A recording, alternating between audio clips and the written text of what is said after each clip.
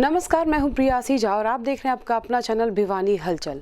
नगर में एक बार फिर भूमाफियाओं का आतंक देखने को मिला और इस बार इनका निशाना बने नगर परिषद के चेयरमैन, वाइस चेयरमैन, पार्षद। प्राप्त जानकारी के अनुसार एक ठेकेदार द्वारा कुछ साथियों के साथ मिलकर इन सब पर हमला कराया गया। बहरहाल जहां चेयरमैन को गुरुग्राम रेफर किया गया, वहीं दोनों पार्षद हिसार रेफर किए गए, जबकि वाइस चेयरमैन का सामान्य अस्पताल में उपचार चल रहा है। आपको बता दें कि रात को अचानक गंभीर हालत में नगर परिषद के चेयरमैन रण सिंह यादव, वाइस चेयरमैन मामन चंद, एक पार्षद व एक ठेकेदार को गंभीर हालत में हॉस्पिटल में लाया गया। मामन चंद प्रजापति वाइस चेयरमैन ने बताया कि रात को मंडी टाउनशिप में उन्हें रामतार ठेकेदार ने धोखे से बुलाया तथा बुलाने के बाद अपने कुछ आदमियों के साथ उन पर हमला कर दिया। घटना में उन चारों को गंभीर चोटें आई। वहीं रण सिंह यादव को चोटें ज्यादा आने के कारण उन्हें रेफर कर दिया गया है। आरोप यह भी है कि राम अवतार ठेकेदार फर्जी बिल की पेमेंट चाहता था, जिसे नगर परिषद कर नहीं रही थी। इस कारण बदमाशों ने उन पर हमला कर दिया। वहीं एसएचओ संदीप ने बताया कि सूचना के आधार पर कार्रवाई शुरू कर दी गई है तथा मामले की जांच की जा रही है। ये घटना करीब 9:30 और 10 बजे के बीच में है। भिवानी शहर के अंदर भूमाफिया, सदा ही भूमाफिया और जो फर्जी पेमेंट उनका बोलबाला रहा है। रण सिंह यादव चेयरमैन बनने के बाद 4.5 साल हो गए उन्हें बने हुए। आज से तो कोई फर्जी पेमेंट हुई और न ही भूमाफिया से डरे। लेकिन एक धोखा हमारे साथ जो आज हुआ, राम अवतार जो अपने आप को ठेकेदार मानता है, पहले वो नगर परिषद में काम करता था, उससे वो 4 करोड़ की पेमेंट का मैटर था और वो ओनली फॉर फर्जी है। आज उसने फ़ोन किया रण सिंह भाई के पास। रण सिंह भाई बोला भी सुबह बात कर लेंगे। उन्होंने दोबारा फ़ोन किया कि रण सिंह भाई मिलना चाहता हूँ, मंडी टाउनशिप के पीछे मैं आपसे मिलना चाहता हूँ।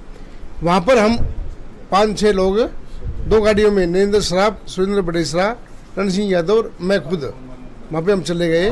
वहाँ जाते ही जो फर्जी पेमेंट वाले जो भूमाफिया वगैरह हैं, जाते ही हमारे ऊपर हमला किया और जो चैन वगैरह थी, पैसे थे, जैसे उन्हें चोट मारी। 20 और 25 के बीच में वो लोग थे। प्री प्लान एक ही था कि रण सिंह यादव चेयरमैन व नगर परिषद को कैसे झुकाया जाए, ओनली फॉर फर्जी पेमेंट और भूमाफिया। लेकिन हम इन बातों से हम डरने वाले नहीं हैं। हम बिल्कुल कानूनी और सच्चाई की लड़ाई लड़ने वाले इंसान हैं। है जी, किसको कितनी चोटें लगी? 4 इंसान को चोट लगी है। नरेंद्र साहब पार्षद, सुरेंद्र बडेसरा ठेकेदार, मैं खुद और रण सिंह भाई चेयरमैन।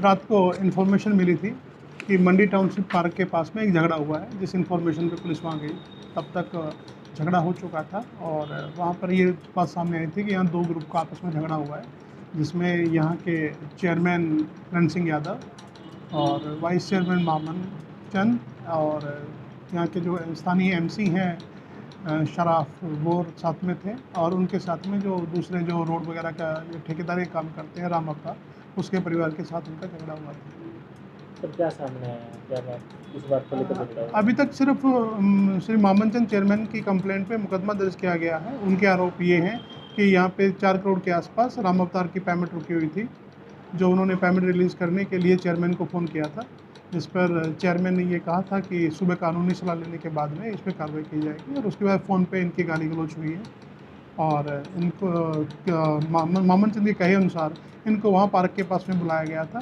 जहाँ जाने के बाद में राम अवतार, उसका बेटा और 20-25 अन्य आदमी खड़े थे, जिनके साथ झगड़ा हुआ था और उनके चोटें लगी। तो सर इसमें चेयरमैन साहब को रेफ़र किया गया है। अभी तक उनकी स्टेटमेंट नहीं आई है, लेकिन जो साथी और उनके साथ में थे, उनकी स्टेटमेंट पे एफआईआर दर्ज कर ली गई है और अनुसंधान अभी चल रहा है। प्रधानमंत्री गरीब कल्याण अन्न योजना के तहत गुरुवार को अन्नोत्सव के तहत मनान पाना स्थित धर्मशाला में कार्यक्रम का आयोजन किया गया। प्रदेश स्तरीय इस कार्यक्रम में सांसद धर्मवीर सिंह ने शिरकत की और सरकार द्वारा जरूरतमंद लोगों के कल्याण के लिए लागू की जा रही नीतियों के बारे में भी जानकारी दी। मनान पाना स्थित धर्मशाला में 19 अगस्त को एक कार्यक्रम का आयोजन किया गया, जिसमें सुबह 10 बजे से प्रदेश स्तरीय अन्नोत्सव कार्यक्रम का सीधा प्रसारण दिखाया गया। इस मौके पर सांसद धर्मवीर सिंह मौजूद रहे तथा उन्होंने जानकारी देते हुए बताया कि प्रधानमंत्री गरीब कल्याण अन्न योजना के तहत लाभार्थियों को 18 व 19 अगस्त को अन्नोत्सव का आयोजन कर राशन वितरित किया जा रहा है। भाजपा सरकार गरीब लोगों के कल्याण व जीवन उत्थान के लिए प्रतिबद्ध है तथा प्रदेश व केंद्र सरकार द्वारा गरीब लोगों के हित के लिए नई नई योजनाएं लागू की जा रही हैं तथा उन्होंने कहा कि गरीब व जरूरतमंद लोगों के पास अन्नपूर्णा योजना के तहत राशन भिजवाना सुनिश्चित किया जाएगा तथा पात्र व्यक्ति तक राशन भिजवाने में किसी प्रकार की दिक्कत नहीं आने दी जाएगी। उन्होंने कहा कि एक तरफ प्रधानमंत्री श्री नरेंद्र मोदी और दूसरी तरफ प्रदेश के मुख्यमंत्री श्री मनोहर लाल गरीब लोगों के कल्याण के लिए प्रभावी नीतियां लागू कर रहे हैं तथा कोविड के दौरान हर जरूरतमंद तक पर्याप्त राशन मुहैया करवाने का प्रयास किया गया है। देखिए, आज 18 और 19 दो तारीखों में ये सारे प्रदेश में हर जगह ये अन्नपूर्णा योजना के तहत फ्री ऑफ कॉस्ट 5 किलो गेहूँ हर सदस्य को माननीय प्रधानमंत्री जी की तरफ से बांटा जा रहा है। इस देश का कोई भी गरीब आदमी भूखा ना रहे, क्योंकि पिछले दिनों जब कोविड का बहुत भयंकर प्रकोप आया तब ये माननीय प्रधानमंत्री जी ने फैसला लिया था। और इसके साथ साथ क्योंकि कोविड जैसी बीमारी में बहुत से डॉक्टरों ने भी पैसा कमाने के लिए गरीब आदमियों की जान ले ली, एक रात के 1 लाख रुपए तक ले गए। उनके लिए भी प्रदेश सरकार ने एक नियम बनाया है और डायरेक्शन दी है। अभी डीसी साहब ने बताया था कि उनके लिए हर साप्ताहिक कैंप लगता है। जिसको इस प्रकार से लूटा गया है वो अपनी शिकायत दे सकते हैं। और आपके माध्यम से मैं कहना चाहूँगा कि हमें खुल के ये बातें बतानी चाहिए, ताकि कभी भी भगवान ना करे कि तीसरी कोविड का प्रभाव आए और फिर हम लुट जाएं। इसलिए भ्रष्टाचार के और मिलावट के खिलाफ आज समय है कि हमें उठ जाना चाहिए, तभी ये देश आगे बढ़ेगा। प्रधानमंत्री जी की भी ये सोच है कि जब तक मिलावट और करप्शन देश में रहेगी तब तक हम आगे नहीं बढ़ पाएंगे। इसलिए हर आदमी ने इस मोबाइल का सहारा लेना चाहिए। जहाँ कहीं पर भी भ्रष्टाचार नज़र आता है उस मोबाइल पर आप माननीय मुख्यमंत्री जी के पास, प्रधानमंत्री जी के पास, सांसदों के पास, अधिकारियों के पास भेज सकते हो। जिला में 1,37,000 के आसपास परिवार हैं, जिसमें 6 लाख लाभार्थी हैं, चाहे वो BPL के हैं, AAIU के हैं, अदर प्रायोरिटी ग्रुप के हैं। तो उन सभी को 5 किलो राशन प्रति व्यक्ति, 5 किलो के 10 किलो के हमारे पास बैग हैं। 461 राशन डिपो हैं। सभी डिपो में आज ये प्रोग्राम चला हुआ है। आज भिवानी में जिला स्तरीय अन्नपूर्ण महोत्सव पर माननीय MP साहब इस प्रोग्राम की शोभा बढ़ा रहे हैं। और ये राज्य स्तरीय प्रोग्राम पंचकुला में माननीय मुख्यमंत्री जी, माननीय उप मुख्यमंत्री जी और माननीय डिफेंस मंत्री श्री राजनाथ जी इस सारे प्रोग्राम में लाइव होंगे। भारतीय जनता पार्टी कल 18 अगस्त और आज 19 अगस्त है, लगातार 2 दिन, दोनों दिवसों को अन्नपूर्णा दिवस के तौर पे मना रही है पूरे हरियाणा के अंदर। और माननीय प्रधानमंत्री नरेंद्र मोदी जी के नेतृत्व में जिस तरह से कोरोना काल के अंदर गरीब परिवारों का एक परिवार के मुखिया की तरह उन्होंने ध्यान रखा है, वो निहायत ही सराहनीय है। उनकी जितनी सराहना की जाए उतना ही कम है। माननीय प्रधानमंत्री नरेंद्र मोदी जी के नेतृत्व में और माननीय मुख्यमंत्री मनोहर लाल जी की अगुवाई में हरियाणा प्रदेश में अंत्योदय को लेकर के योजनाओं का धरातल पर क्रियान्वयन हो रहा है, योजनाओं को लागू किया जा रहा है। और सही मायने में जो इन योजनाओं के हकदार पात्र परिवार हैं, उन परिवारों तक योजनाओं का लाभ आज पूरे देश और हरियाणा प्रदेश के अंदर पहुंच रहा है। ANM चयन प्रक्रिया में पूरी पारदर्शिता बरती गई है, ये बात कहते हुए जिला उपायुक्त गुरुवार को नवनियुक्त ANM से रूबरू हुए। वहीं इस दौरान उन्होंने किसी भी तरह के बिचौलिए होने की शिकायत भी मांगी और ऐसा होने पर कार्रवाई किए जाने की बात भी कही। नवनियुक्त ANMs भी जिला उपायुक्त का आभार व्यक्त करना नहीं भूली। उपायुक्त जयबीर सिंह आर्य वीरवार को लघु सचिवालय स्थित कॉन्फ्रेंस हॉल में NHM प्रोग्राम के तहत नवयुक्त ANM से रूबरू हुए। उपायुक्त ने कहा कि ANM चयन प्रक्रिया में पूरी पारदर्शिता बरती गई है। यदि किसी के पास बिचौलिए की सूचना हो तो बताएं, उनके खिलाफ तुरंत प्रभाव से कार्रवाई की जाएगी। इस दौरान उपायुक्त श्री आर्य ने चयनित प्रत्येक ANM से परिचय लिया। उपायुक्त ने कहा कि सिलेक्शन प्रक्रिया में शुरू से ही पूरी पारदर्शिता बरती गई थी। मुख्यमंत्री श्री मनोहर लाल के नारे बिना पर्चे और बिना खर्चे की तर्ज पर मेरिट के आधार पर सिलेक्शन किया गया है। उन्होंने कहा कि प्रक्रिया के दौरान प्रश्न पत्र की वीडियोग्राफी के साथ ट्रेजरी में रखवाया गया, जिसकी एक चाबी ट्रेजरी अधिकारी के पास रही और दूसरी चाबी जिला प्रशासन के पास रही। फिर परीक्षा के दिन वीडियोग्राफी के साथ प्रश्न पत्र बाहर निकाले गए और CCTV की निगरानी में परीक्षा संपन्न करवाई गई। साथ ही उपायुक्त ने ANM से रूबरू होते कहा कि यदि किसी से भी किसी बिचौलिए ने रुपए लिए हैं तो वे बताएं, उनके पैसे वापस दिलाए जाएंगे और पैसे लेने वालों के खिलाफ मुकदमा दर्ज करवाया जाएगा। उन्होंने सभी चयनित ANM को शुभकामनाएं दी और कहा कि वे पूरी मेहनत के साथ अपनी ड्यूटी करें। मेरा नाम मोहिनी शर्मा है, वाइफ ऑफ नरेश कुमार, भिवानी की रहने वाली हूँ। लेकिन मैंने बहुत दिन से मेहनत कर रही थी। HSC का भी टेस्ट क्लियर हुआ था, हमारा इंटरव्यू में रह गए थे। बहुत दिनों से बहुत अच्छा काम, पहली बार ऐसा हुआ है। अब की बार हमें ऐसा लग रहा है कि ईमानदारी के साथ काम हुआ है और हमारे साथ न्याय हुआ है। हमें बहुत खुशी हुई और हम इस पे DC साहब को धन्यवाद भी कहना चाहते हैं कि बहुत अच्छा काम किया और हमारा दिल नहीं दुखाया ना। हर बार हमारे साथ जो न्याय होता था उससे हम बहुत दुखी होते थे। संतोष रानी, हस्बैंड नेम सुमित कुमार। क्या कहना चाहेंगे जो सिलेक्शन हुआ? हमारा सिलेक्शन हमारी मेहनत से ही हुआ है, इसमें किसी की सिफारिश नहीं लगी, कुछ भी नहीं लगा। DC साहब ने सब कुछ अपने उस लेवल पे ही करा है। क्या कहना चाहेंगे, पहले कहाँ जॉब करते थे? पहले मैं बेडाना फतेहाबाद डिस्ट्रिक्ट में जॉब करती थी NHM में। अब मेरी यहाँ पर सिलेक्टेड हो गई हूँ मैं यहाँ पर। तो आने जाने में आपको मेरे को 150 किलोमीटर था वहाँ से, अब मेरी बिल्कुल पास डिस्ट्रिक्ट में ही होगी, भिवानी डिस्ट्रिक्ट। NHM के रिक्रूटमेंट चली हुई है, तो इसमें हमने ANM का जो रिज़ल्ट आउट किया था, जिसमें टोटल 21 के आसपास ये पोस्ट थी। तो इसमें सभी कैंडिडेट्स को आज सिलेक्शन के बाद बुलाया गया था। इसका जैसे ही एग्ज़ाम हुआ और इनका तुरंत रिज़ल्ट आउट कर दिया गया था और पूरी तरह से एग्ज़ाम में ट्रांसपेरेंसी के साथ ये एग्ज़ाम हुआ था। उससे पहले पिछले सालों में हम देख रहे थे जिला भिवानी में ये एग्ज़ाम काफ़ी कंट्रोवर्सी रहा था और कैंसिल करना पड़ा था मेरे से पहले। तो अब इसको पूरी ट्रांसपेरेंसी के साथ किया गया और कैंडिडेट से भी जिनका सिलेक्शन हुआ उनसे पूछा गया कि आप अपने सिलेक्शन से खुश हैं कि नहीं है, कोई बीच में कोई मिडिल मैन ने आपके साथ कोई ऐसा कोई लेन देन तो नहीं किया। तो वो सारी चीज़ों को देखा गया तो सभी कैंडिडेट्स खुश थे और ये सारा क्रेडिट सिलेक्शन कमेटी को जाता है, जिन्होंने पूरी ट्रांसपेरेंसी के साथ इस एग्ज़ाम को कंडक्ट करा के पूरा बगैर पर्ची और खर्ची जो माननीय मुख्यमंत्री जी का नारा है उसके तहत इसको कंप्लीट किया। केंद्र सरकार ने नई शिक्षा नीति लागू करके शिक्षा के क्षेत्र में बेहतरीन काम किया है। ये बात वरिष्ठ भाजपा नेता व पूर्व शिक्षा मंत्री रामविलास शर्मा ने पत्रकारों से रूबरू होते हुए कही। इस दौरान उन्होंने प्रदेश सरकार द्वारा नई शिक्षा नीति को प्राथमिकता से लागू करने के लिए काम शुरू किए जाने की बात भी कही।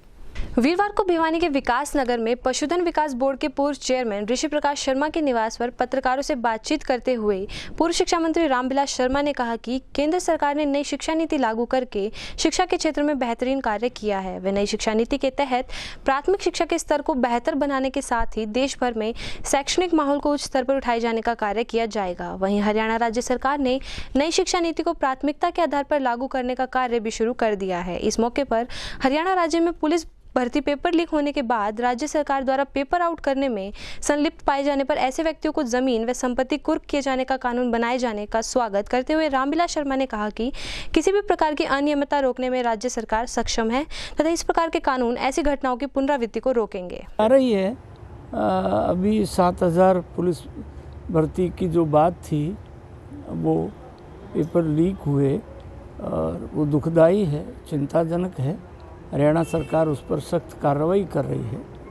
तो सर ऐसे में ऐसा नियम जो लेकर के आए उससे क्या बेनिफिट रहेगा इस प्रकार? उससे देखिए आतंकवाद की घटनाएं, आज योगी आदित्यनाथ जी की सरकार हिंदुस्तान का सबसे बड़ा प्रांत है जिसकी आबादी 25 करोड़ है। दुनिया में ऐसे सैकड़ों देश हैं जिनकी आबादी 25 करोड़ नहीं है। पाकिस्तान की भी आबादी 25 से कम है। तो वहाँ डॉन बन गए थे आतंकवाद का वहाँ, परंतु योगी आदित्यनाथ जी ने आतंकवाद में जो पकड़े गए, चाहे वो अंसारी हो चाहे कोई भी हो, उनका जो आर्थिक पक्ष है, जो बेनामी जायदादें इकट्ठी कर ली थी, एक साम्राज्य बना लिया था, तो आर्थिक उनकी जो संपत्तियां थी उनको जब्त करने का जो प्रक्रिया शुरू हुई।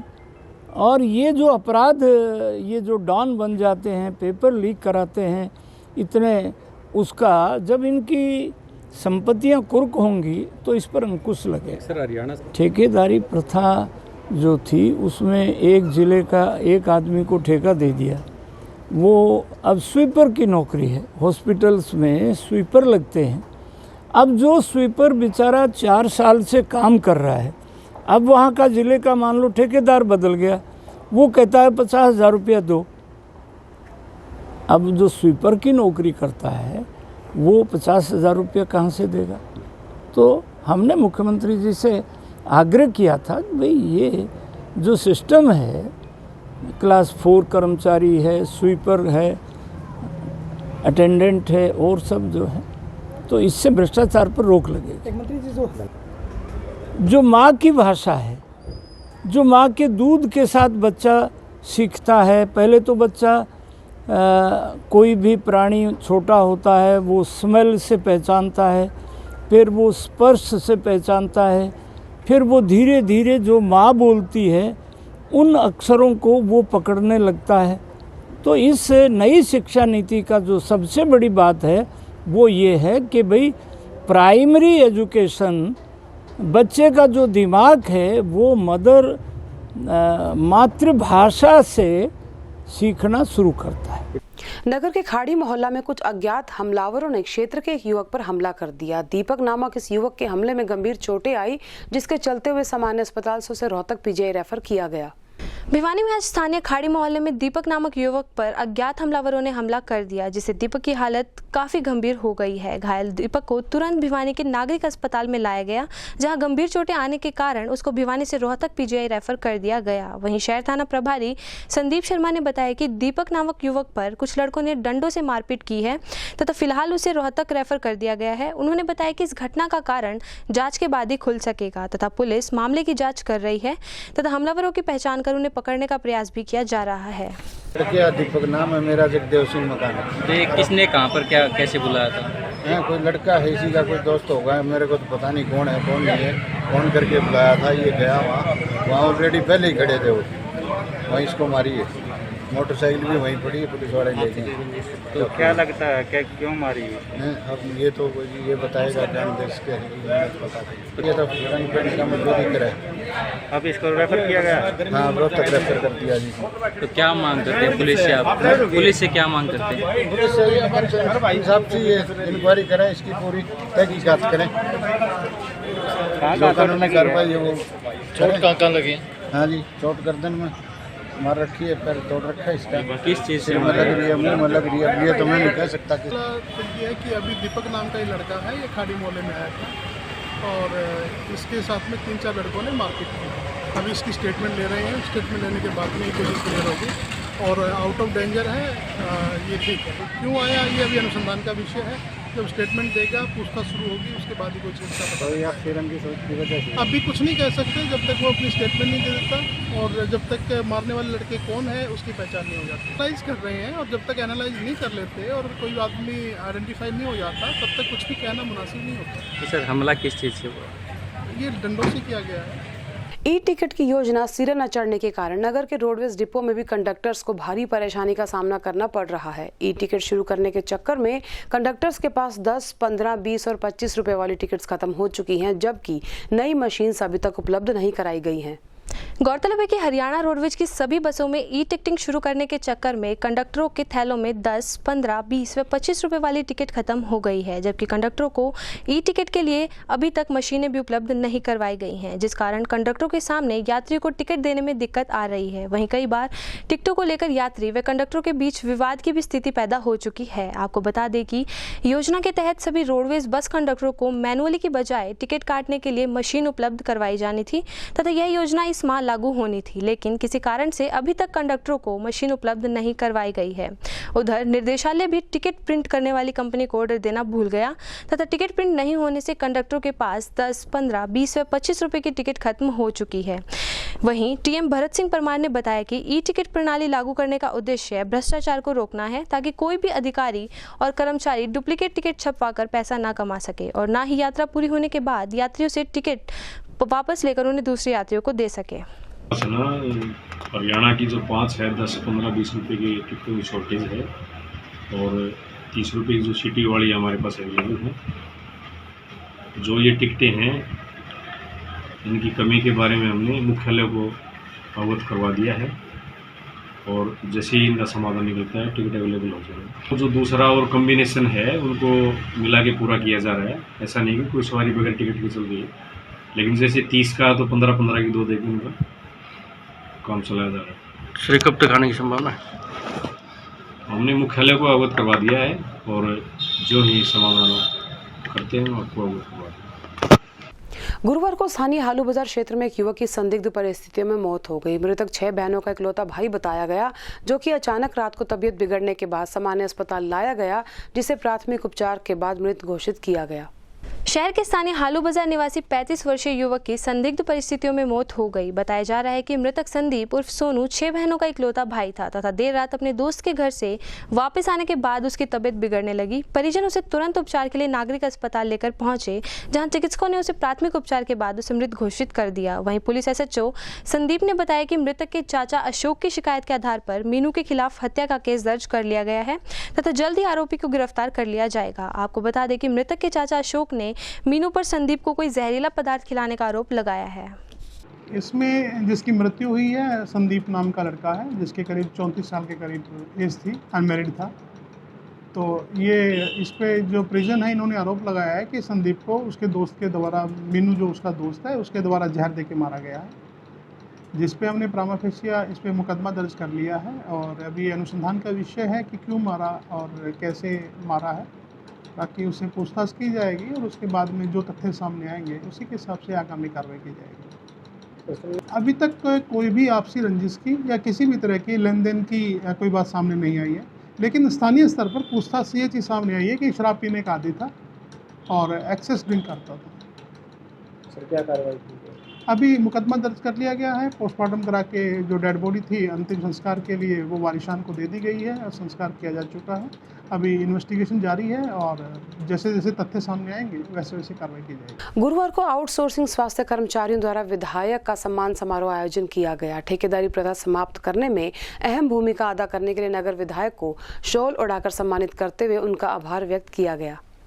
गौरतलब है कि आउटसोर्सिंग स्वास्थ्य कर्मचारियों के धरने पर विधायक ने उनको आश्वासन दिया था कि उनकी मांगों का समाधान जल्द ही करवाया जाएगा तथा अपने वादे के मुताबिक उन्होंने ठेका प्रथा को समाप्त करवाने में अहम रोल अदा किया था। इसी को ध्यान में रखते हुए आउटसोर्सिंग ठेका कर्मचारी संघ ने विधायक के आवास पर उनके सम्मान में समारोह का आयोजन किया। वहीं भारतीय मजदूर संघ के जिला प्रधान प्रदीप व जिला मंत्री संदीप, विभाग प्रमुख मदन लाल कौशिक ने संयुक्त रूप से कहा कि 5 अगस्त 2021 को मंत्रिमंडल की बैठक में मुख्यमंत्री द्वारा ठेकेदारी प्रथा को खत्म करने का निर्णय लिया गया, जो कि काफी सराहनीय कदम है तथा मुख्यमंत्री के निर्णय को भारतीय मजदूर संघ हरियाणा व स्वास्थ्य कर्मचारी संघ ने काफी सराहा। उन्होंने कहा कि ठेकेदारी प्रथा को खत्म करने के मामले में आज हरियाणा देश का पहला राज्य बन गया है।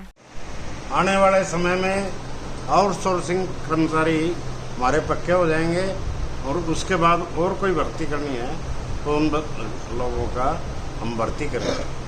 आज समय है कि हम जिस प्रकार से माननीय मुख्यमंत्री मनोहर लाल जी काम कर रहे हैं उनके दिशा निर्देशों का पालन करते हुए चलें, निश्चित रूप से हमारी सफलता होगी। और जो भी आप, मैं तो सम्मान का हकदार भी नहीं हूँ, मुख्यमंत्री है हकदार तो, लेकिन उनके विधायक के रूप में मैं उनके साथ हूँ और सभी लोग ये मानकर चलें कि जिस प्रकार से आप लोगों ने काम किया है और आपने संघर्ष किया है उस संघर्ष में आपकी जीत हुई है।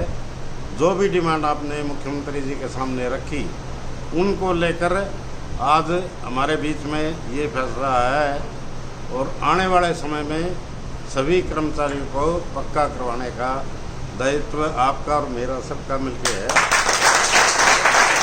गुरुवार को हरियाणा विद्यालय शिक्षा बोर्ड द्वारा डीएड फर्स्ट ईयर और सेकंड ईयर की परीक्षाएं आरंभ की गई। कोरोना गाइडलाइंस की पालना करते हुए पहले दिन शांतिपूर्ण तरीके से ये परीक्षाएं संपन्न हुई। प्राप्त जानकारी के अनुसार डीएड की परीक्षा वीरवार से शुरू की गई तथा परीक्षा बड़े शांतिपूर्ण तरीके से संपन्न करवाई गई। वहीं परीक्षा के समय कोविड-19 की सभी हिदायतों की पालना की गई। परीक्षार्थियों को परीक्षा केंद्र में आने से पहले मास्क तथा सैनिटाइजर जरूरी किए गए ताकि परीक्षार्थियों में कोरोना संक्रमण को फैलने से रोका जा सके। मैं प्रवेश गौतम G सालवार से और superintendent government girls senior secondary school B2 जो बिल्डिंग है उसका प्रेसिडेंट हूँ। आज कल वैसे तो स्टार्टिंग कल से हो चुकी है। कल वन टाइम जो 10th के और +2 के वन टाइम के रीअपियर के ओपन के पेपर थे वो कल संपन्न हो गए और आज हमारे डीएड मॉर्निंग में फर्स्ट ईयर और इवनिंग के अंदर सेकंड ईयर के पेपर आज से स्टार्ट हैं।